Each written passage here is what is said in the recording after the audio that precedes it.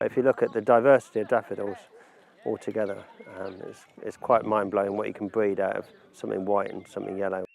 There's over 30,000 named daffodils, so there's one for everybody.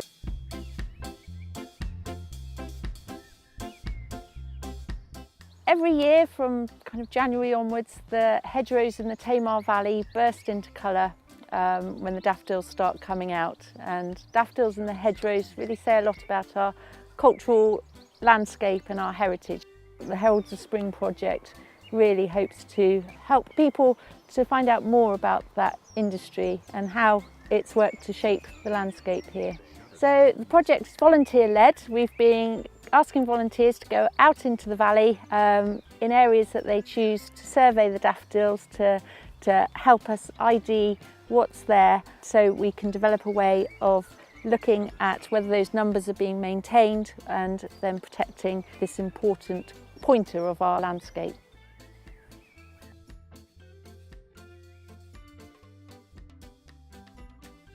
Today we're at Bere Ferrers Spring Flower Show. Really thrilled to be invited here to talk to people about the Heralds of Spring project. Loads of lovely entries. I've never seen such a wide range of daffodils. Well, the people that show in the shows now are sort of people with back gardens and big gardens that can grow and got a keen interest in daffodils. It gets people together, and it's the community spirit of it. Everybody joins in and mucks in, and keeping the daffodils going, keeping it alive. It's not just the daffodil that grows on the hedge and people don't know what it is, but that they can come and see them here, and some of them are named, and they can find out a bit of history about the daffodils. The daffodil business down here started in the 1860s, and then because of the microclimate it was much earlier than up in London. In the mornings we'd go up to London into Covent Garden, and it would be full of just fruit, flowers and vegetables.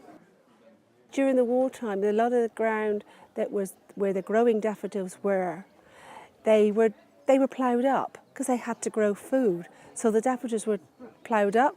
They were thrown on the hedges, which is why on the hedges you see a lot of daffodils growing, but they're the older varieties.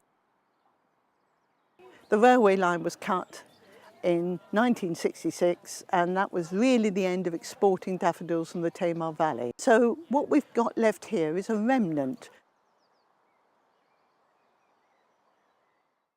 It was basically through the Bere Gardening Club that I heard about the Heralds of Spring project that was taking place. I came down to Bere Ferrers on the first day and was actually quite amazed that there were so many people had actually turned up. Since then there's been a number of projects that I've gone along to, one of which was going down to Falmouth to see Ron Scamp's daffodil fields, and also on to Falmouth to see a display of the history of daffodils in Cornwall. Quite amazed by how the volunteers have become so into the daffodils, and they are now daff addicts. And it's again today here at the Spring Flower Show. It was nice meeting up with quite a few of them again, and they're bringing along various finds that they found in the hedgerows or fields for identification. Yes, it's a good thing, a good project in my mind. Speaking to the other volunteers, we'd all like to see it go into next year, because again most of the daffodils do start coming out from December onwards, which we did miss the very beginning of the season. So I think it would be nice for people to actually follow through. Also, some of the varieties that the volunteers have marked down, which we don't know names of, we're not going to see them now until next year. So I think for follow-up it would be quite nice to go back over the information, see what we've gleaned and got as far as the identity sheets. And actually next year when they're flowering again, in groups go out and have a look and see if we can identify what the varieties are, because we could find quite rare ones.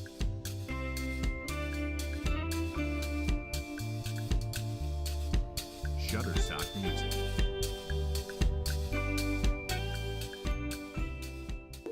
The Fenton Challenge Cup for the most points for trumpet daffodil.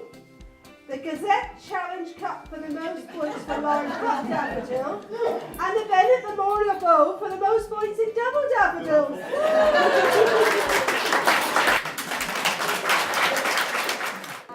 father was Dan Duplessis, and he and his brother bred daffodils, sold daffodils. So as a child, I picked daffodils to send to market. And when my dad retired, my cousin had already taken an interest in daffodils, and he's Ron Scamp from Falmouth. So, you know, there's a lot here that he's registered as well. I've got to know daffodils over a long period of time and gradually pieced together my knowledge of daffodils, and the heritage of daffodils in Cornwall is extraordinary, many. So many growers have grown daffodils to cut as cut flowers, but the families who own the big houses have bred many of the daffodils as well.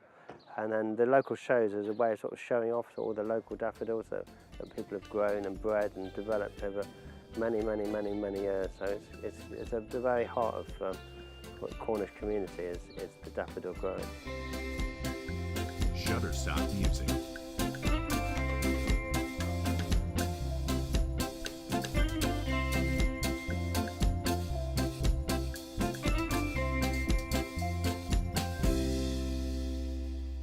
Shutterstock Music.